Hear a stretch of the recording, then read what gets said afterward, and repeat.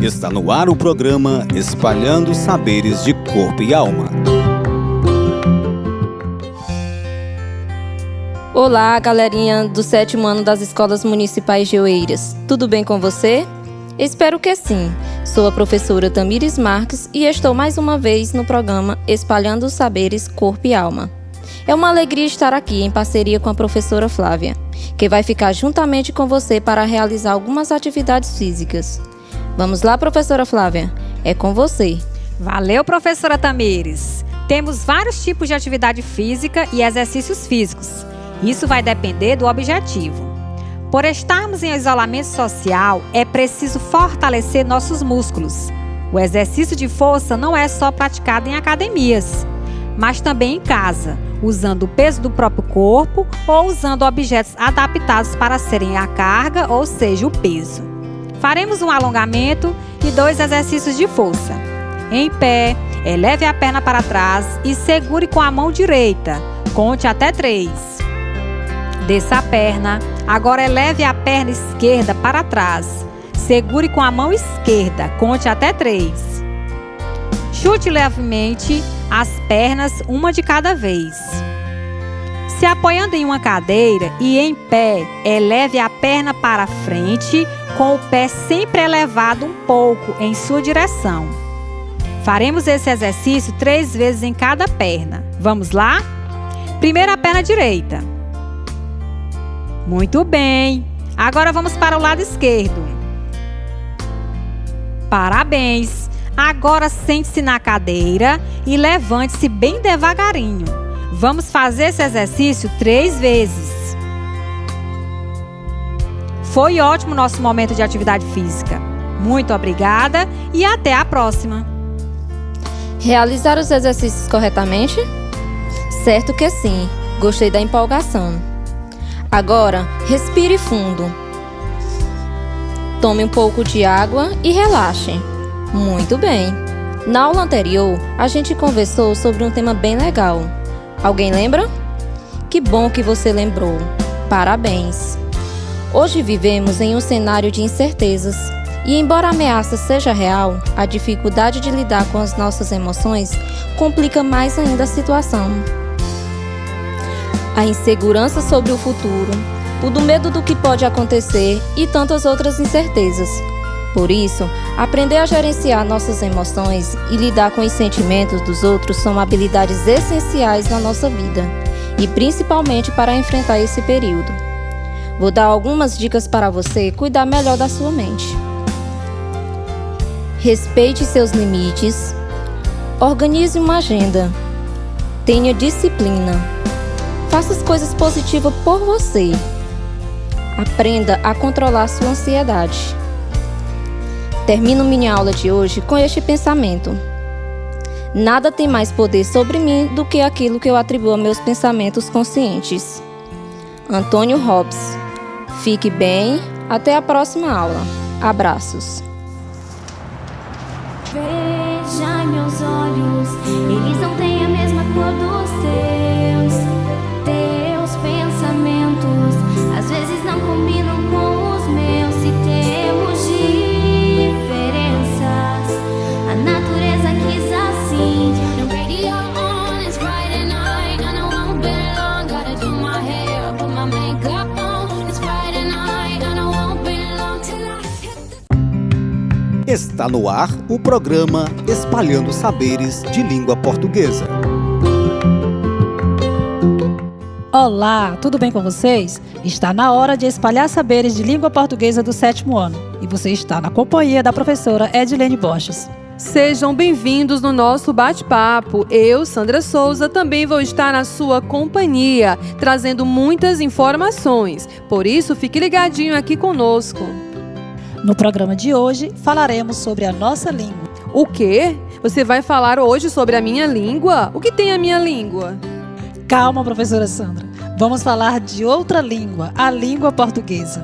Ufa, ainda bem. Mas o que vamos falar sobre a língua portuguesa? Vamos falar de normas de prestígio. Normas de quê? Normas de prestígio. Vou explicar tudo direitinho para vocês. A língua, no nosso caso, a língua portuguesa, possui diversas maneiras de se apresentar. pode dizer a mesma coisa de formas diferentes.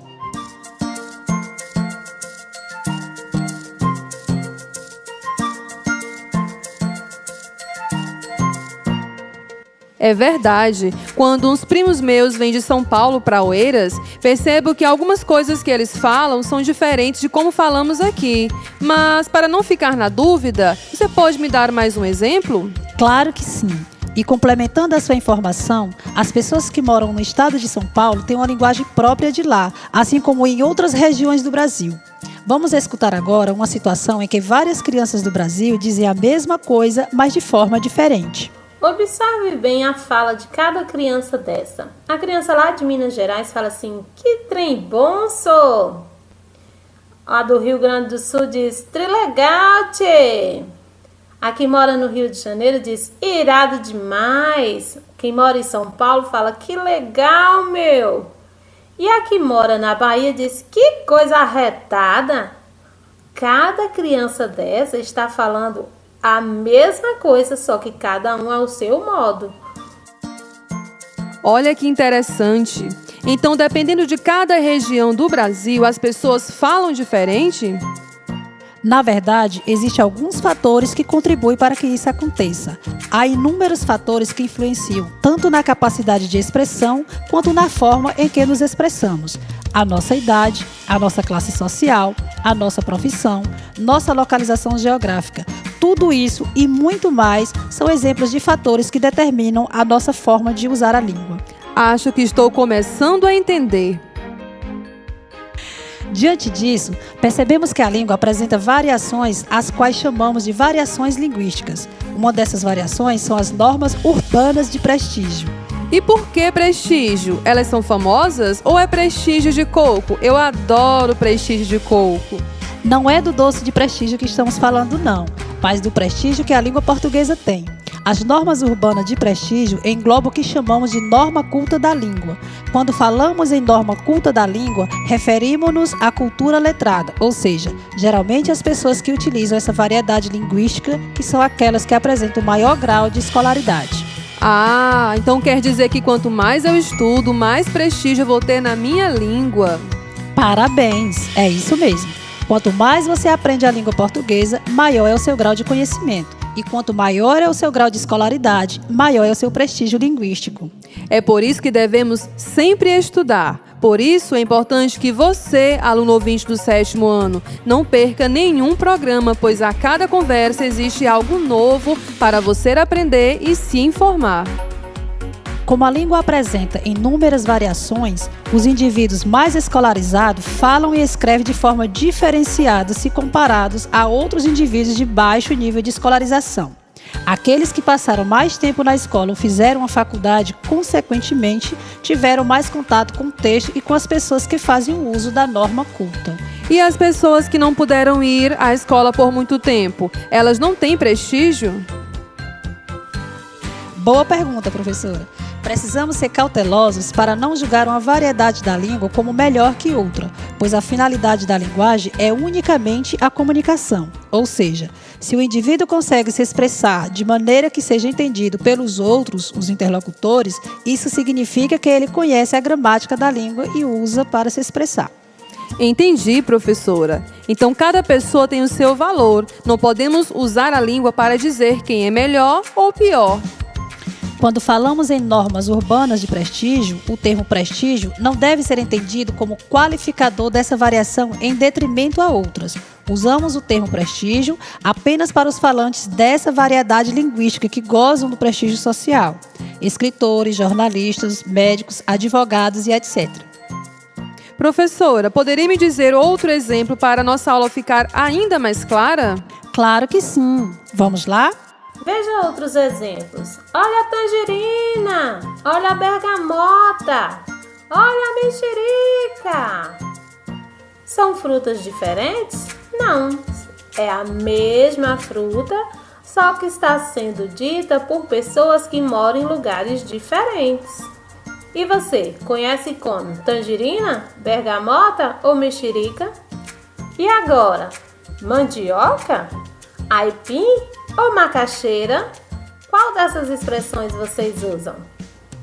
vocês perceberam que o uso das palavras e expressões diferentes nas várias regiões do país é chamado de variação regional de vocabulário. A convivência entre as pessoas de diferentes regiões contribui para ampliar a cultura e enriquecer o vocabulário. Então, falar diferente não significa que é falar errado.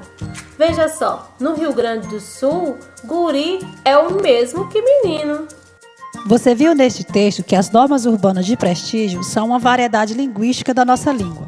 Viu também que as normas urbanas de prestígio recebem este nome pelo fato de que geralmente as pessoas que usam têm um domínio sobre a leitura. Mas nem por isso ela servirá para menosprezar ninguém.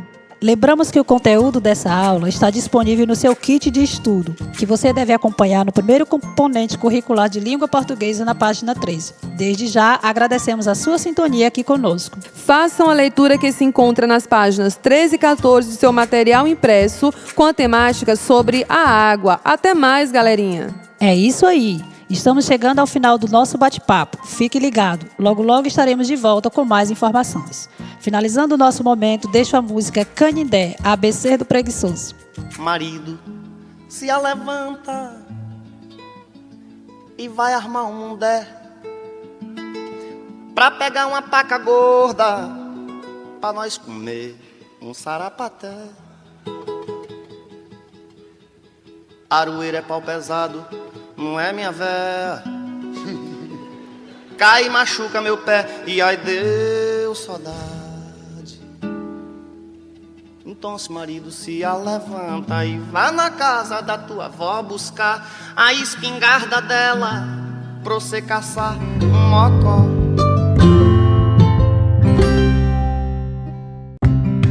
Está no ar o programa Espalhando Saberes de Matemática.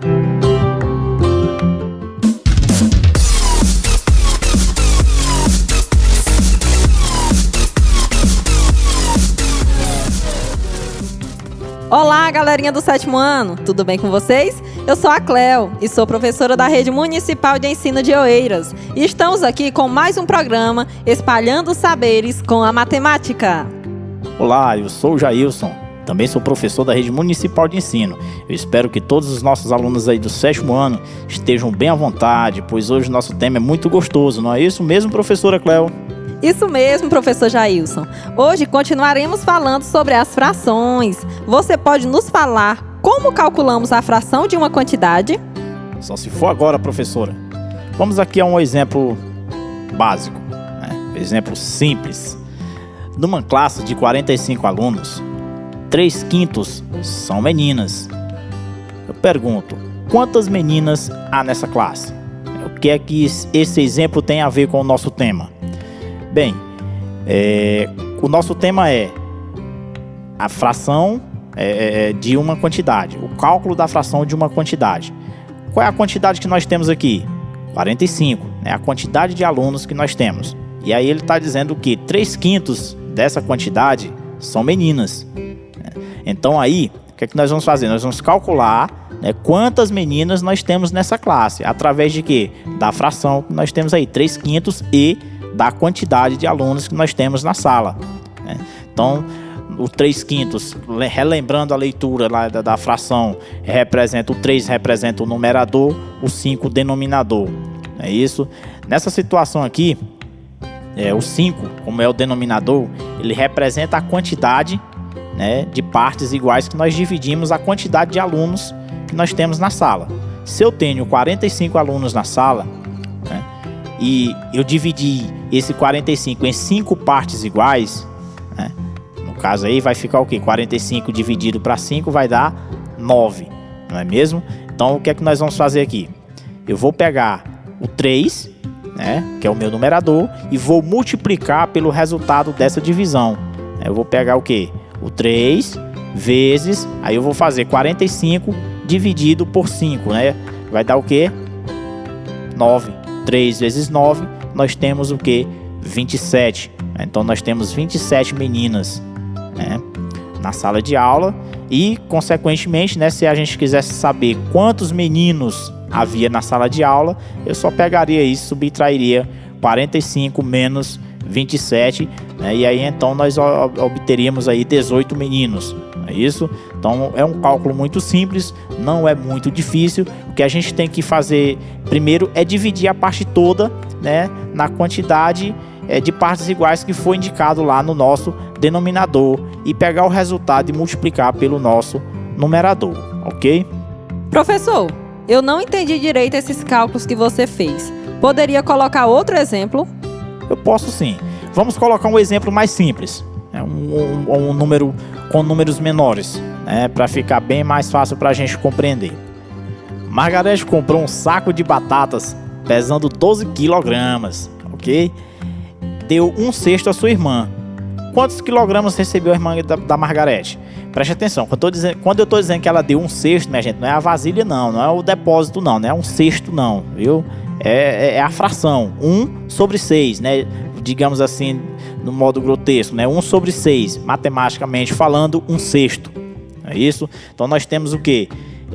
Que ela pegou os 12 quilos de batata e dividiu em 6 partes iguais, não é isso? O denominador é 6, o numerador é 1. Então na minha fração, né? Na quantidade que ela deu para a irmã dela, 1/6.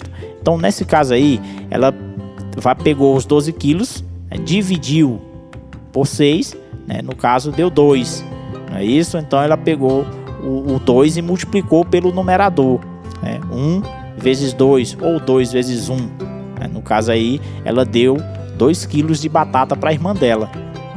Jailson, entendi. Mas nós podemos fazer essa continha de outra forma? Podemos sim. É muito bom a gente observar essas situações, né, que a matemática dificilmente ela tem uma única maneira de se resolver uma questão. Não é isso? Aqui dentro da fração não é diferente. Isso é muito interessante. Cada pessoa tem uma maneira de resolver uma questão. É lógico que a gente não pode assassinar a matemática de maneira nenhuma. A gente tem as maneiras diferentes de se fazer, mas que sejam corretas, certo? E aqui nós podemos sim resolver. Vamos pegar aqui esses dois exemplos anteriores. O que é que a gente pode fazer aqui para resolver de maneira diferente? Lá no início a gente fez o que? A gente dividiu a quantidade total, né, a parte toda, nós dividimos pelo denominador da fração e depois multiplicamos o resultado pelo numerador. Não foi isso? Aqui, de outra forma, o que é que a gente pode fazer? Nós podemos multiplicar o numerador com a parte toda, né? No caso lá em cima, no primeiro exemplo de 45 alunos, 3/5 são meninas, eu posso pegar o 3, que é o meu numerador, e multiplicar pela quantidade total, que é 45. Né? 3 vezes 45 dá 135, não é isso? 135. Nesse caso aí, eu vou pegar o 135 e dividir pelo meu denominador, certo? Então, eu vou dividir pelo meu denominador, que eu irei encontrar o mesmo resultado, né? 27 meninas. Quando eu pego 135 e divido por 5, nós vamos obter 27. Então, continuará com o mesmo resultado. E aí a gente faz a operação para saber o número de meninos também. Vamos para o próximo exemplo, que a gente fez diferente, né? Lá com 1/6 de 12. Podemos fazer da mesma forma que nós fizemos o anterior. Eu posso pegar o meu numerador, que é 1, e multiplicar pela quantidade total, 12, certo? Então vai ficar 1 vezes 12, ok? E vou dividir o resultado pelo meu denominador. No caso aí, 1 vezes 12 dá 12, não é isso? E 12 dividido pelo denominador, que é 6, vai dar 2. Então continua com o mesmo resultado. 12 dividido para 6 dá 2 quilos. Então Margarete forneceu à irmã dela, da quantidade de batatas que ela comprou, forneceu 2 quilos de batata para a irmã. Muito bem, professor. Adorei nossa aula. Pena que ela está chegando ao fim. É isso aí, galerinha. Valeu pela atenção. Bons estudos aí. Não esqueçam de se fixar nos estudos, que é muito importante para a nossa vida, ok? Tchau, tchau e até o nosso próximo encontro. Tchau, galerinha. Até breve.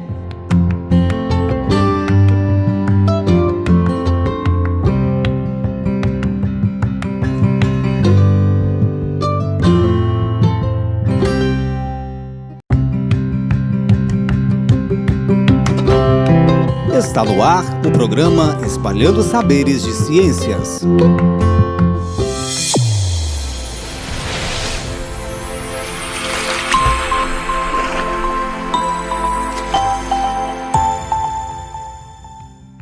Olá, meus amores! Sejam todos bem-vindos a mais uma radioaula Espalhar Saberes de Ciências. Sou a professora Kelly Lopes. Sou a professora Samara Carvalho. Nossa aula de hoje vamos ter um bate-papo sobre a água.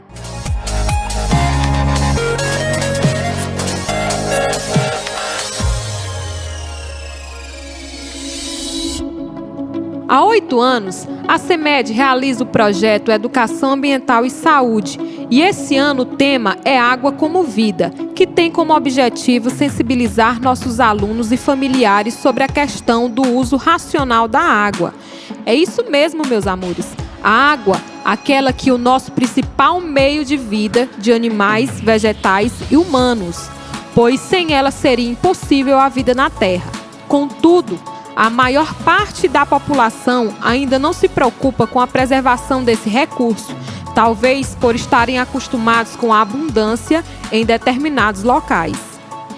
Então, professora Kelly, a água é um recurso natural abundante e essencial para a existência de vida na Terra. O nosso planeta Terra é constituído por uma extensa massa de água, correspondendo ao que conhecemos como hidrosfera. Isso mesmo, professora. Além de estar presente na composição do planeta, a água também compõe parte do nosso corpo, permitindo-nos pensar que falar de água é falar de sobrevivência. Essa substância é utilizada em atividades essenciais ao ser humano, como a produção agrícola, e também usada como solvente universal. A água era considerada um recurso inesgotável. Contudo, desde que foi considerado um símbolo de riqueza, por ter sido transformado em uma mercadoria, passou também a ser sinônimo de conflito. O mau uso, o desperdício, a sua distribuição, bem como a ocorrência são responsáveis por criar conflitos em diversas regiões do mundo. A preocupação com a disponibilidade da água é pauta frequente nas discussões ambientais e geopolíticas. O planeta Terra está inundado de água, formando a hidrosfera, compreendendo os oceanos, mares e águas continentais. Aproximadamente 71% da superfície terrestre é coberta por água. É considerado o único planeta que apresenta água em seus 3 estados físicos, que são gasoso, líquido e sólido. De toda a água disponível no planeta, 97,5% é água salgada e apenas 2,5% da água disponível é doce. A água mantém-se em constante circulação, passando pelo ambiente físico, pelos seres vivos e mudando de estado. A circulação da água constitui o chamado ciclo da água. Agora vamos entender como é esse ciclo, né, professora? O ciclo da água inicia-se quando a água de rios, mares e lagos evapora por meio da ação dos raios solares. O vapor da água sobe para as camadas mais altas da atmosfera, onde se condensa, formando as chuvas. Com o tempo, a nuvem torna-se carregada e ocorre a precipitação, também chamada de chuva. Além da forma líquida, a precipitação pode ocorrer na forma de granizo ou neve. A água da chuva que chega no chão infiltra-se no solo ou escorre até os cursos de água, onde retoma o ciclo novamente. Vale frisar que os seres vivos também participam do ciclo da água. Animais, plantas e outros seres vivos utilizam essa substância por meio da ingestão ou ainda a absorção. Essa água consumida do ambiente retorna por meio da transpiração, respiração, eliminação da urina e fezes, além da decomposição. A água, além de compor boa parte do planeta e do nosso corpo, garantindo a existência de vida, possui também inúmeras utilidades, estando presente em quase todas as atividades humanas que permitem o desenvolvimento de uma sociedade. A atividade que mais consome água no mundo é a agricultura, segundo a Organização das Nações Unidas. Para a alimentação e a agricultura, a FAO, quase 70% do consumo de água é voltado ao setor agrícola. A segunda atividade que mais consome água doce é a indústria, que, de acordo com o Ministério do Meio Ambiente, representando cerca de 22% do consumo, e depois o abastecimento doméstico, que corresponde a aproximadamente 8% do consumo. Antes, a água era considerada um recurso inesgotável. Hoje, já se sabe que, devido a diversos fatores como desperdício, poluição, crescimento populacional, as mudanças climáticas, a urbanização e a industrialização, os recursos hídricos estão ficando cada vez mais escassos, gerando conflitos em diversas regiões do mundo. A questão da água é, portanto, uma das mais preocupantes discussões do século. Segundo o secretário-geral da Organização das Nações Unidas, Antônio Guterres, mais de 2 bilhões de pessoas no mundo todo não têm acesso à água própria para o consumo. O secretário afirmou também que até 2050, pelo menos 1 de cada 4 pessoas viverá em um país que enfrentará a falta de água potável. Ele alerta que as desigualdades encontradas entre os países desenvolvidos e os países em desenvolvimento. Sabemos, professora, que a principal causa da poluição das águas é o desenvolvimento desenfreado das atividades econômicas, sobretudo nas cidades, com o aumento da deposição indevida de rejeitos advindos do sistema de esgoto e saneamento. Outra causa também apontada é o destino incorreto do lixo por parte da população, que atira objetos nos cursos da água por pura falta de conscientização ambiental. Pois é, professora Kelly. As consequências da poluição das águas são diversas. A primeira, como já dissemos, é a perda dos recursos hídricos para o consumo. Além disso, vale lembrar que esses locais são o hábitat de várias espécies, algumas delas em risco de extinção. Outro efeito da poluição hídrica é a ocorrência de um fenômeno chamado de eutrofização da água. Esse processo consiste na presença excessiva de nutrientes oriundos de produtos químicos que contaminam os rios, provocando a proliferação desenfreada de algas e cianobactérias, que impedem a entrada de luz nos ambientes fluviais e reduzem a disponibilidade de oxigênio na água, o que pode gerar a morte de incontáveis espécies. Para combater a poluição das águas, é preciso intensificar as campanhas de conscientização ambiental, promover medidas de controle e fiscalização, além de realizar o correto manejo dos recursos sólidos e o tratamento da água. É necessário, pois, que sejam adotadas medidas sustentáveis, sobretudo no sentido de garantir esses e outros recursos naturais para gerações futuras. Então é isso, meus amores. Por hoje é só. Espero que tenham gostado da nossa aula de hoje. E não esqueçam, leiam o material e respondam no caderno de respostas. Até a próxima aula. Fiquem em casa.